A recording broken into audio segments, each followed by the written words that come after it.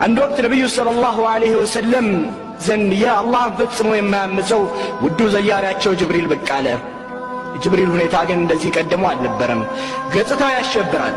ያ ጅብሪል አሉ ነብዩ፣ ምክንያቱ ምንድነው እንደዚህ የቀየረ?